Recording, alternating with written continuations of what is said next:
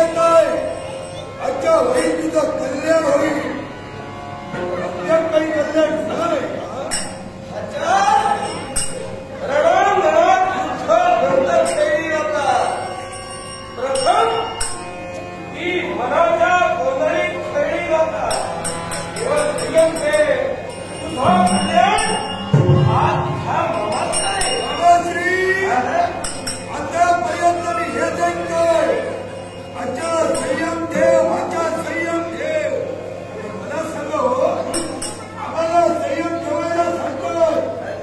याच्यापूर्वी संयम ठेवून ठेवून बरेच काम टाकलं. काय झालं? काय उपयोग झाला?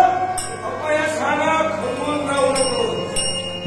कारण यशाचा सूर्य प्रत्येकाच्या आयुष्यात येत असतो आणि तो तुझा देखील आयुष्य आहे ना. मी तुझ्याकडे पाहतोय. आतापर्यंत जे जे मी तुझ्या उत्कर्षासाठी केलं, जे जे तुझ्या भल्यासाठी केलं, मला सांग, हे सारं ऐश्वर्य तू भोगतोय. पण हस्तिनापूरच्या जयंत युवराच्या नात्यानं हस्तिनापूरच्या राजा सिंहासनावर विराजित झालोय. साऱ्या सुखाने उत्तमाचं जीवन आहे. कोणत्याही गोष्टीची विज्ञानता मला भासत नाहीये. काही सभा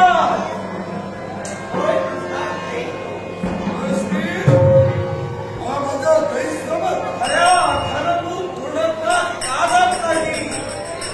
याला कारण आहे. दोन दुर्योधन याला कारण आहे. जोपर्यंत भांडण मरत नाही, माझा हेतू पूर्ण होणार नाही. अति त्यांच्या लाभासाठी मी सदैव कार्यरत राहील. पण तुझ्या आयुष्यात समाधान येण्याला कारण आहे. ही सारी सुखाने तुझ्या जवळ असली तरी तू समाधानी का नाहीस? म्हणून याला कारण खरा पुरुषार्थ. बोलण्यानंतर मनुष्य स्वतःच्या जीवनात पुरुषार्थ तेव्हा साध्य करतो जेव्हा त्याच्या परवानगी त्याची सहचारिणी असते. होय, आता तुझ्याकडे सारं काही आहे. पण तुझी मानवाला इच्छा आहे. आजच्या लग्नाचा विचार करताय. लग्न करेल हो. लग्न करेल. तुमच्या भाग्यवान मारेल. भांडव केल्याशिवाय तू त्यांच्याशी वैरत्व दुसरा विचारच मला देत नाही. काही काळ हा विचार बाजूला ठेव. मी सांगतो हे करायला कारण आहे. या विश्वात प्रथम स्वतःचं बळ वाटलं पाहिजे आणि याच्यासाठी फक्त पुरुषार्थ नव्हे, स्वतःचा संग्राम वाटण्यासाठी तत्पर हो. प्रथम विवाह. आपलं बोलणं आमच्या घरी येऊ लागलं. पांडवांच्या शेवट नव्हते होणारच आहे. पण लग्न हे योग्य वेळी व्हायला हवं. योग्य वेळी व्हायला हवं.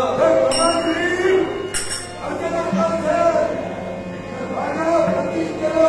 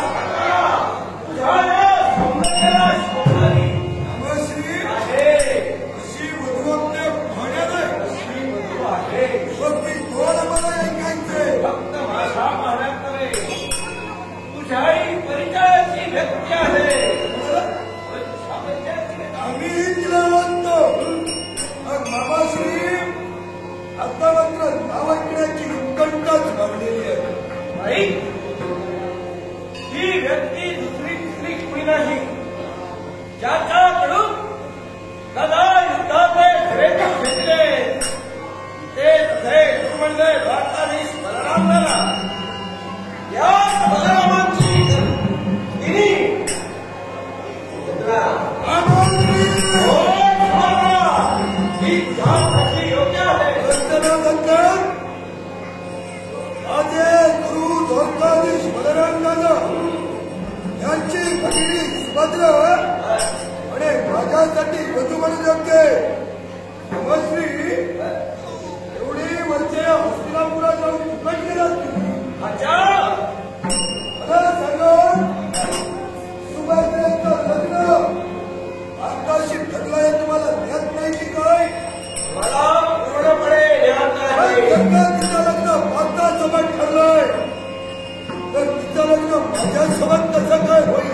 अच्छा, हे सारं मी जाणतोय, पण मला सांग, राजकारणाचे डेरेराव मी लावतोय.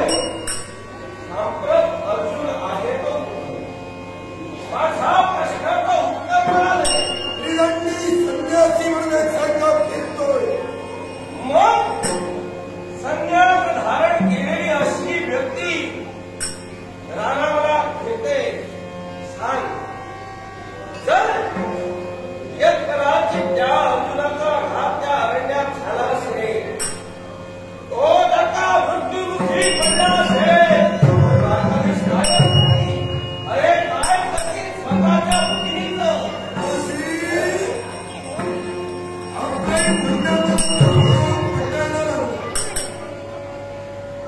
संन्यासी म्हणून पळाचा फिरतोय आणि या पळाचा त्याचं जर काही खरं झालं तर सुभद्राचं आणि पार्थाचं लग्न होणार नाही.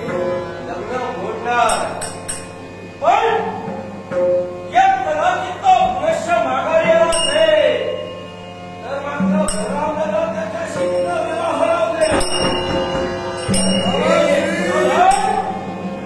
मी तुला का समजतोय तर ते तुझे गुरु आहे, आणि जर का त्यांच्याशी नातं तुझं जोडलं गेलं असेल, शक्ती कवर होईल.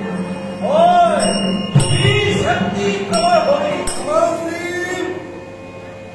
द्वारकाधीश बलराम दादांची समजूत घातली पाहिजे.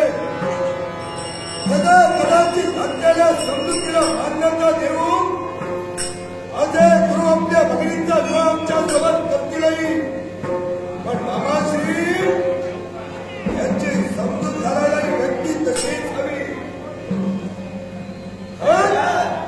कनिष्ठांची लग्नाची ज्येष्ठांनी ठरवायची असतात.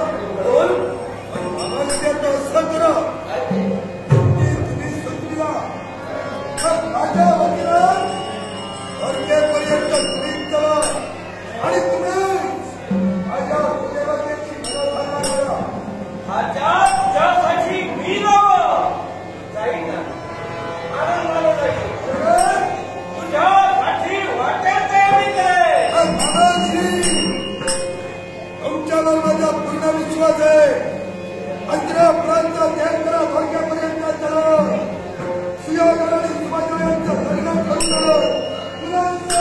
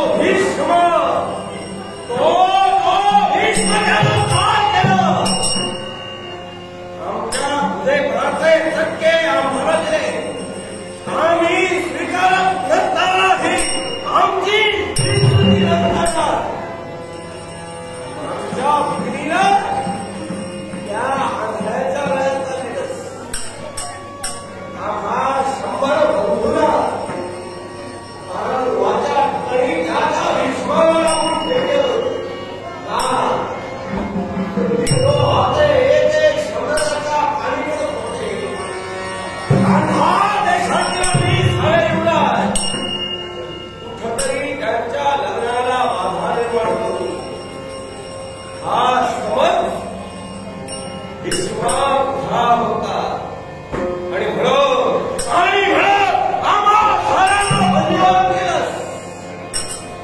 अरे वारे विश्वनाथ, केवळ आमचा वदन करता तू जर आम्हाला त्याच वेळी भागत तर आमची पिढी नाही केवळ विवाहासाठी मिळाली नसती. आणि म्हणून एक पळी पाणी आणि फक्त एक कणा प्रत्येकाला तू अन्न देत होता. पण ते अन्न खाऊ हा विषारी तुमच्या हातासाठी सिद्ध होत होता. भगिनीचा विवाह झाला. एक नवे दोन नवे हे 100 झाले.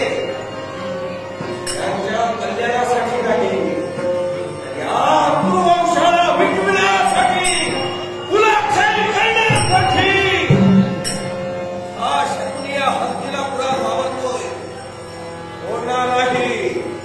तुमच्या मुलाचा सत्यानाश करण्यासाठी जय गोपाल येतो.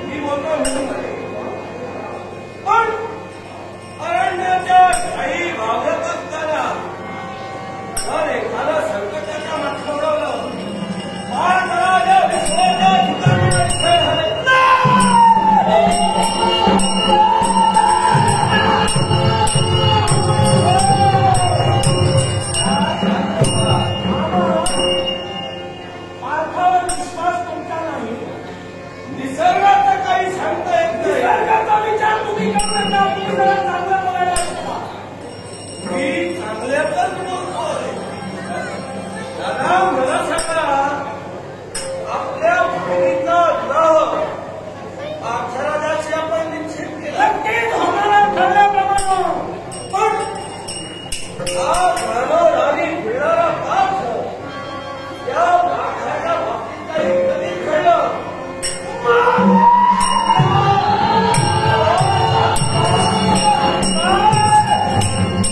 काय सांगतो? नाही मी समजा म्हणाला म्हणून तुम्हाला काही कळत नाही. निसर्गाच्या संभावना काढता येत नाही.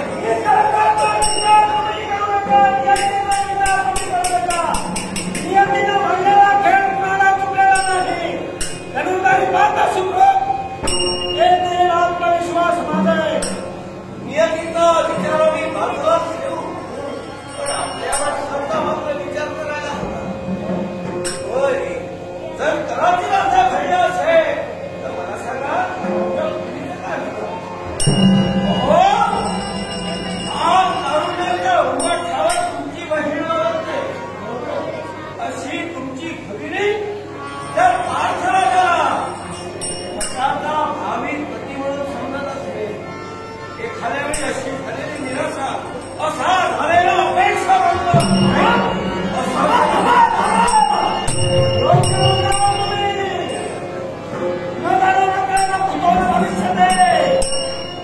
पांडवांच्या बाबतीत जर का वेगळं काही घडलं, धनुर्धारी पार्थाच्या बाबतीत काही घडलं, तर मी तुमच्या आयुष्याचं सरकारी शापण आहात. मग अशा पार्थराजाशी जर तुझा विवाह केला असा आपण म्हणता, त्याच्याशी करण्यापेक्षा एखादा सुंदर आपल्या श्रीमंतीला शोधणारा, आपल्या थाटाला सांगणारा असा धरता योग्यवर आपल्या नेत्रासमोर असेल. त्याला काय म्हणतात? मामा शिकून योग्य होत आहे. मामा आमच्या प्रतिष्ठेवर आहे. मामा आमच्या योग्यतेचा संगम असेल तर सुभद्रेचं लग्न मी लावून देईल. आपण लग्न सगळा कोण आहे? आहे हो, पण ती व्यक्ती नव्हे. मामा हस्तिनापुराच्या युवराजपर्यंत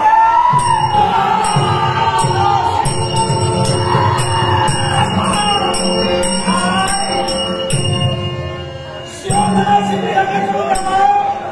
माझ्या बहिणीचा केव्हाही शक्य नाही. हो बरं, तुम्ही जाऊ शकता. माझं कुणीतरी मला सांगा, या विश्वाच्या ठिकाणी त्याच्या एवढा श्रेष्ठ कला झालं, तुम्ही दुसरा मुलगीला नाही.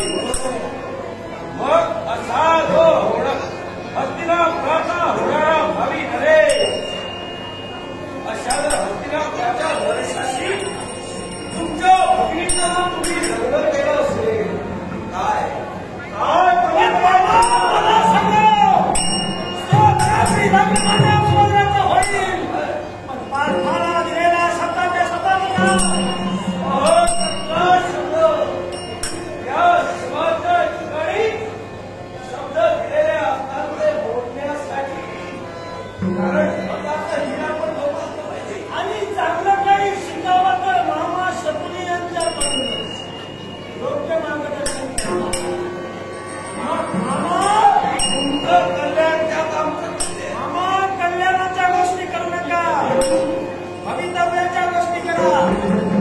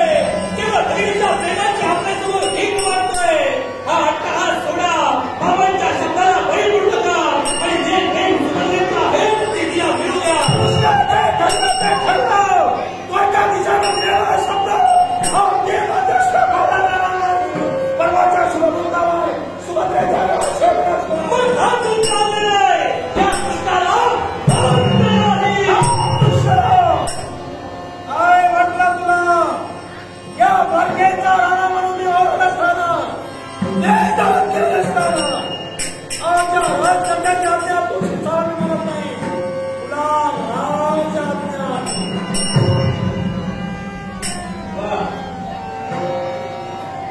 म्हणजे सामोपचाराला प्रश्न ऐकल्यानं सत्याशी निगडीत राहिला म्हणून राज आज्ञानी संगीचं लोकांनी तुम्ही माझ्या वस्तीने घेतला.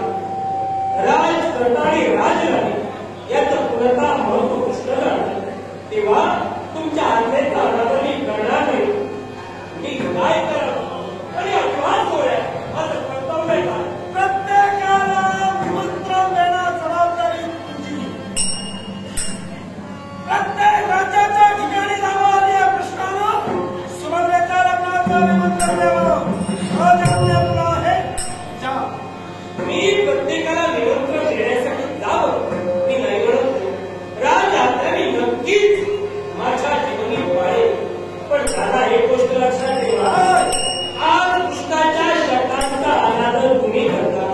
या अगोदर सुद्धा ज्यावेळी कृष्णाच्या शब्दाचा अनादर तुम्ही घ्या तो केवळ काय संकटाची कल्पना तुम्हाला आहे. याचा विचार करू नका. तरी सुद्धा जर का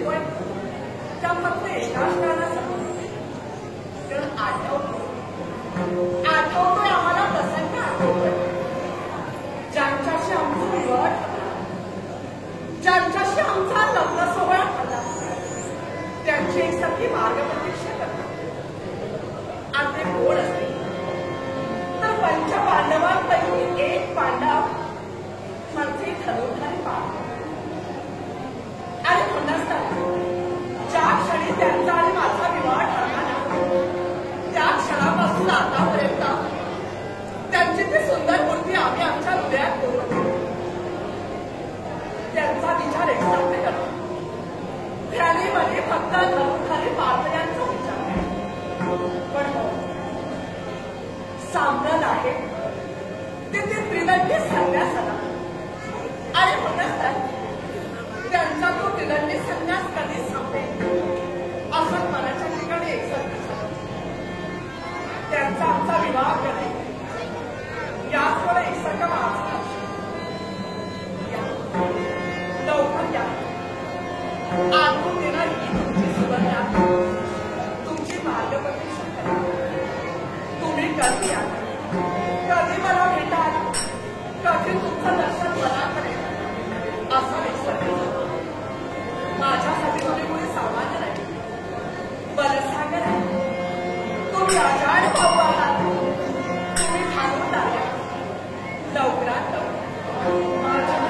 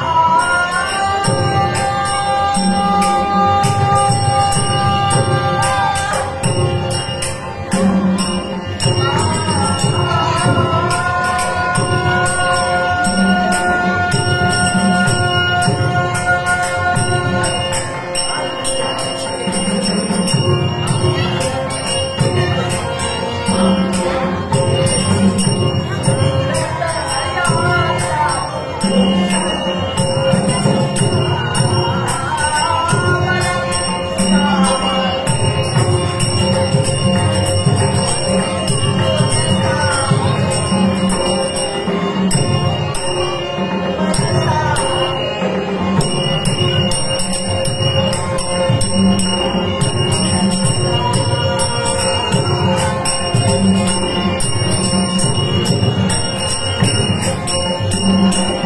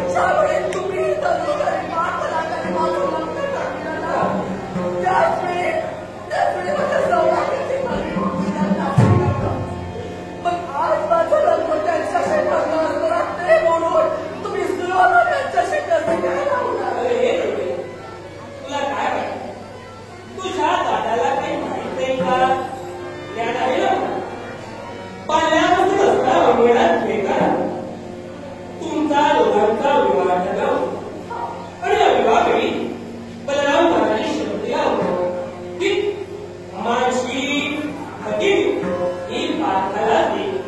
पण तो शब्द बदलून आज बलराम दादांनी तुझा विवाह सुयोधनाशी करूया आणि तुझा बंधू म्हणून यावर मी नक्कीच काहीतरी करू शकतो. तुला विश्वास माझ्यावर आहे ना? तुला विश्वास माझ्यावर आहे ना? मी काहीतरी करू शकतो. अगदी तुला आहे. मग हे लग्न जोडण्यासाठी हा तुला हा गोपाळ कृष्ण ज्याची तू हत्ती केलीस तो तू सांगेल काहीच करू शकतो. काहीच करू शकत नाही. नाना विडावी दादांना समजावे. शेवटी सक्तीचं लोकट दादांनी माझ्या माती दिलंय. आणि काय ग हे काय ग माझ्यावर जबाबदारी कोणती माहितीये का? साऱ्यांना निमंत्रण द्यायची.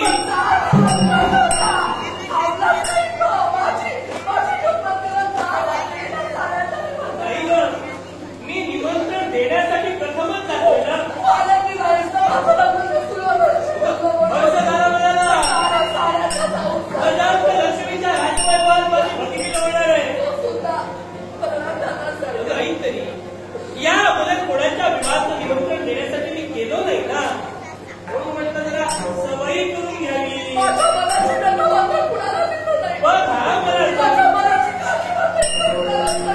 बघ हा मला जमतंय का? काय हो आमच्या इथे श्री कृपे करून आमची लाडकी भगिनी नाव तिचं सुभद्रा. या सुभद्रेचा विवाह हस्तिनापूर युवराज पराक्रमी शूर वीर सौंदर्यवान सुयोधन यांच्याशी करण्याचे योजिले आहे. सहकुटुंब सहपरिवार अगत्यानं विवाहात उपस्थित राहून उभयता शुभाने आशीर्वाद द्यावे.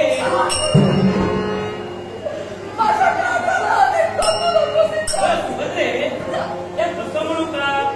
येताना कुणी आहेर आणून नये.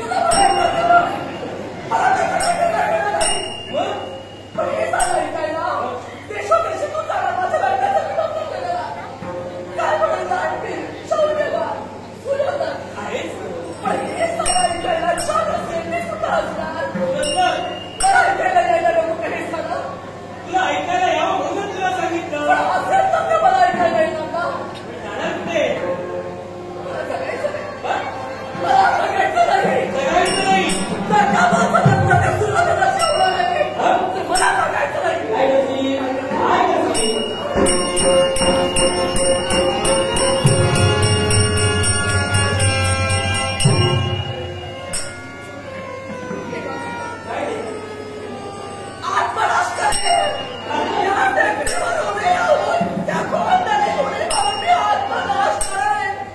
या टेकडीवर उभी राहशील. त्या खोलची उडी मारशील. बरोबर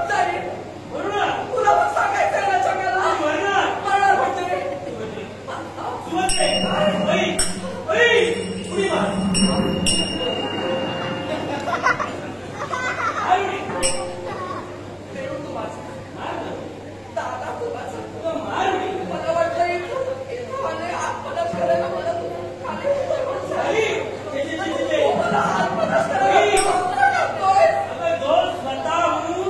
आत्मघात करायला जातो त्याला रोखून ते पाप आपल्या माती घ्यायचं नाही. त्याला पापी व्हायचं नाही. मारुडी तुझी भगिनी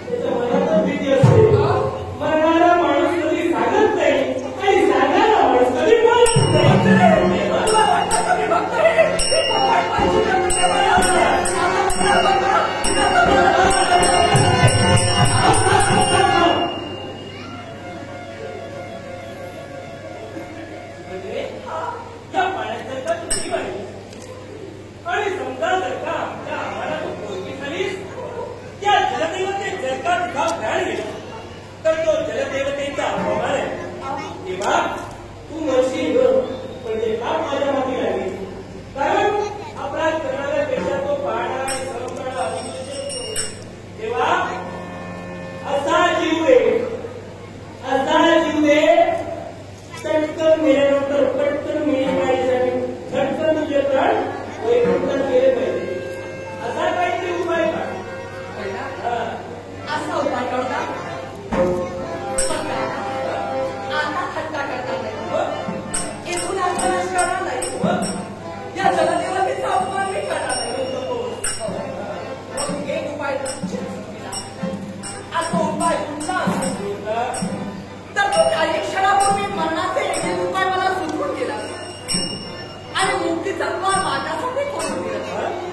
मग ते मुक्तीचा द्वार फक्त एकाच ठिकाणी आहे. दादा तू नात्याला तरी माझ्या बाजू असला तरी माझा देव आहे.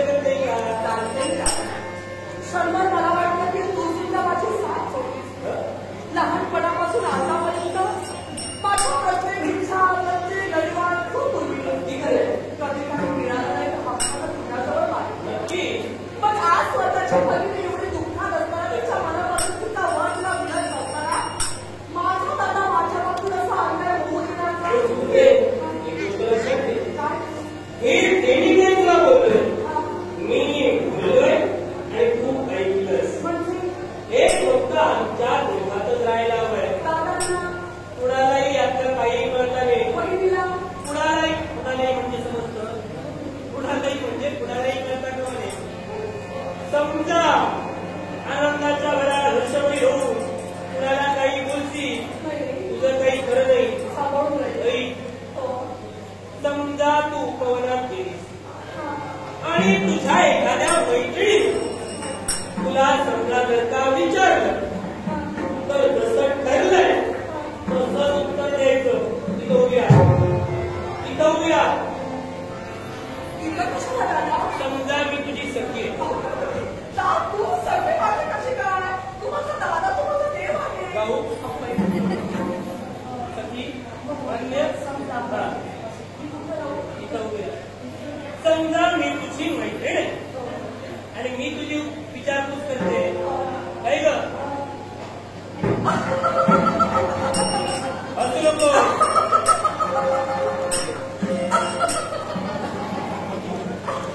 लग्न तुझं घरा शिकतो.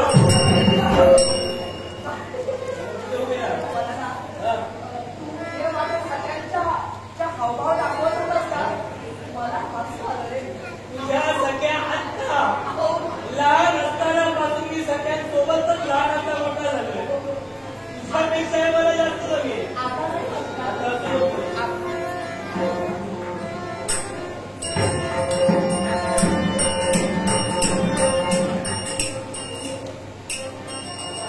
काय ग सुमंद्रे, हा बोल ना. तुझं लग्न ठरलं